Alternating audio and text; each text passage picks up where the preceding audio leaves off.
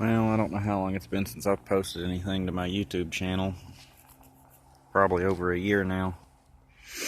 I've actually got a video on my other camera that I'm not sure if it's been uploaded or not. That's getting an oil change today.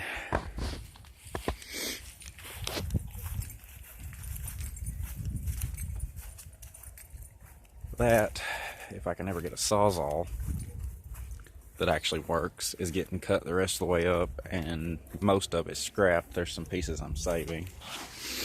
This gets a new ignition switch sometime in the next couple of weeks. As you can probably see, I've already got it torn halfway apart. I've got to get a lock plate removal tool because apparently I don't have one anymore. This, if I haven't uploaded the other video, then no one knows this, but this has a massive rod knock. I don't know exactly what happened, but I'm almost positive I've spun rod bearings, at least one, maybe two.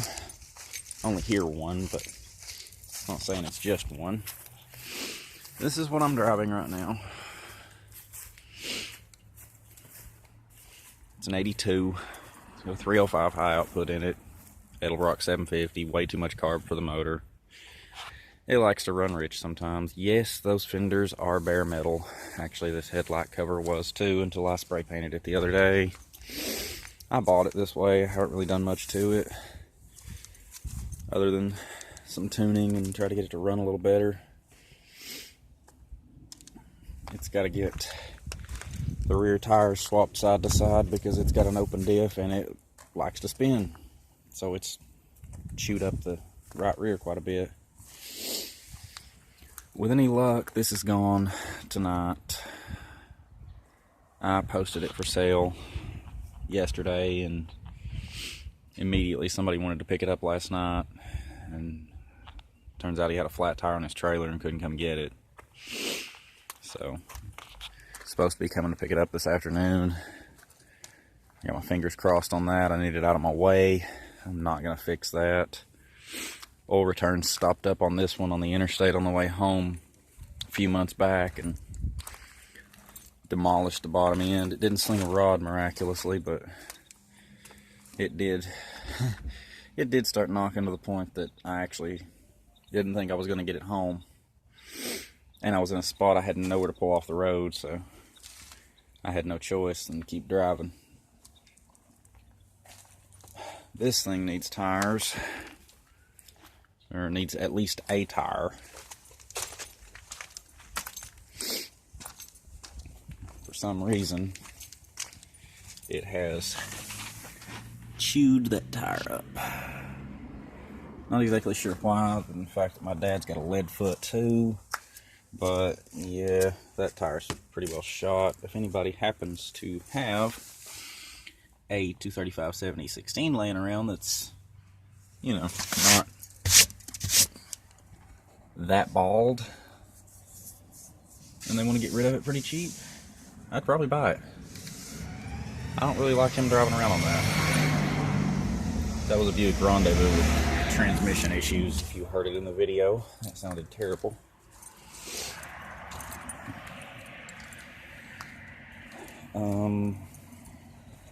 That Buick will be up for sale as soon as I get a lock in it or a switch in it.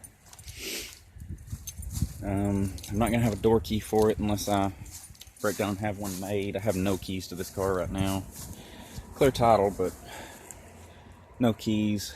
Someone conveniently misplaced the keys, and getting a key made for this ain't cheap. Let's see. Other updates. Let me think. That's a fourth gen, I think. Third or fourth gen Supra power steering rack. Seals blown all the shit in it. That was a fun little job. A friend of mine's got a 7MGE Supra that is decently quick. It's got quite a bit of work done to the motor, but it's also got quite a few problems that I've been trying to help him work out. My building has completely fallen apart. Time to tear that down. Get rid of that broke down mower. cut up some of these gas tanks and scrap them. A pile of tires back here that need to be hauled off somewhere. Let's see. More of the interior for that red MR2 that never got put in it. Needs to be. There is a freshly rebuilt Turbo 350 transmission that some dumbass left sitting out in the rain, and it got full of mud and rusted, and now I've got to rebuild it again. It's got a brand new shift kit in it too. Shame that's not in my car right now. I smell something burning. Bumper cover off of that MR2 before it was wrecked. That is half of a front bumper off of a 2003, 2004 Mustang GT.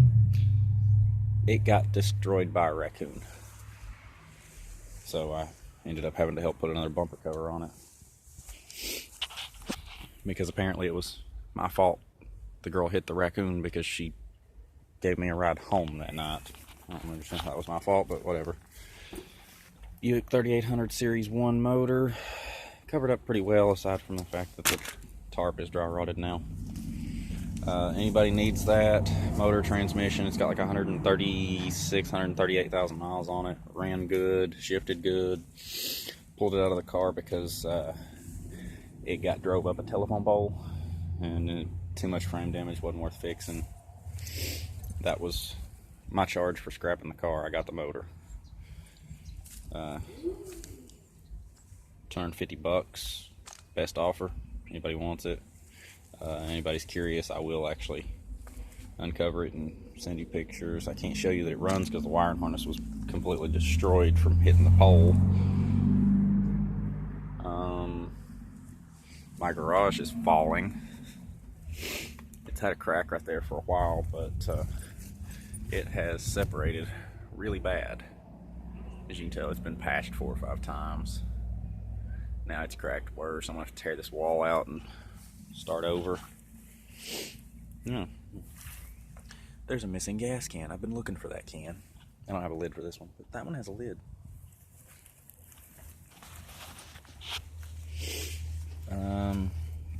Miscellaneous crap that's laying everywhere.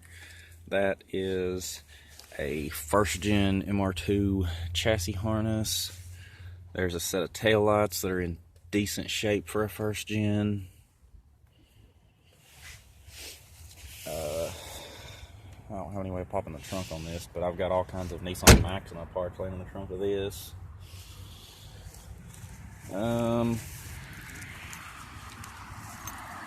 Yeah, that's pretty much it. I'd start this for everybody, but it's going to be a pain in the ass to start, for one, and, well, for two, my gas gauge decided it wasn't going to work right recently, so I don't know how much gas is in it. None of my gauges are working right. I hit a puddle of water the other day. Actually, I crawled through a puddle of water because it was like a foot deep, and by the time I got out the other side, my tack was sitting there.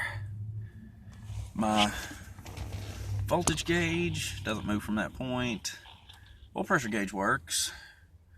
Temperature gauge hasn't worked since I got the car. Gas gauge says I have half a tank, but it also said I had a quarter of a tank and I ran out on the side of the road yesterday, so anybody's guess.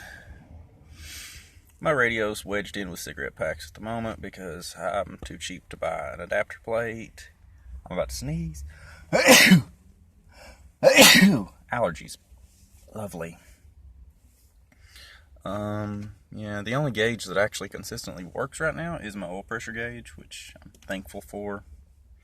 But I wish my gas gauge worked right, my voltage gauge. I'm really pissed off the tack doesn't work. I said I wasn't going to start this, damn it.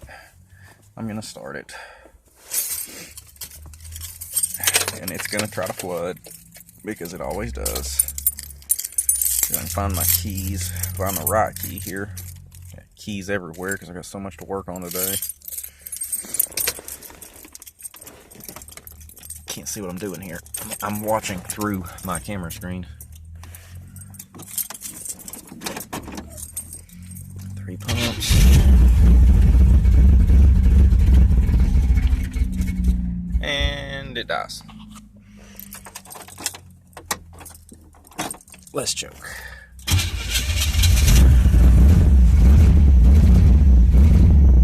And that's what the tack does when it's running. It just sits right there. My choke light stays on, and this thing's got a manual choke on it now. I don't even know why that light's still hooked up. The wiring harness on this thing's a rat's nest, though. It sounds really good.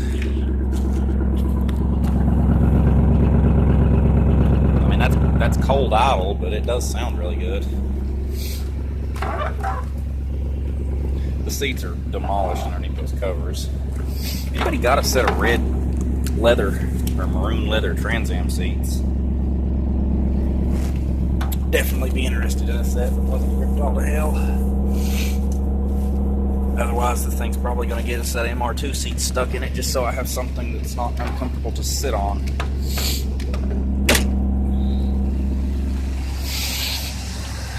This hood usually takes 2 hands to open. I'm going to try to open it with 1 hand. And a knee.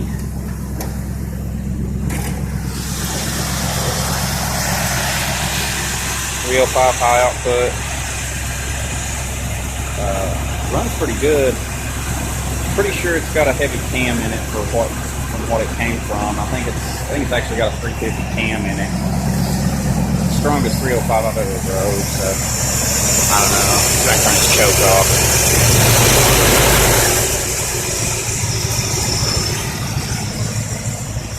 Choke off.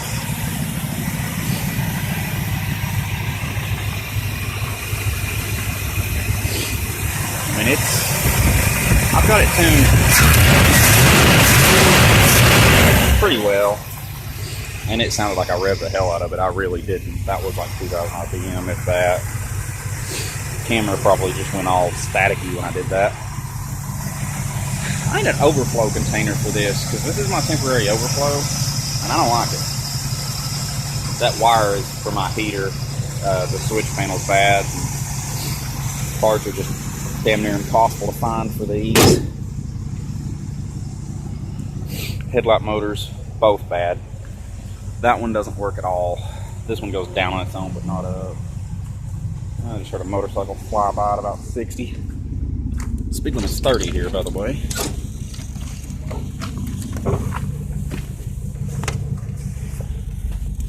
But yeah, it runs pretty good. Great oil pressure. Nothing else works. Speedo doesn't work either, but that's just a cable broke. I've got a new cable. I've just got to convince myself to climb under this thing and install it. See if I can get a decent exhaust sound video here, exhaust sound clip here.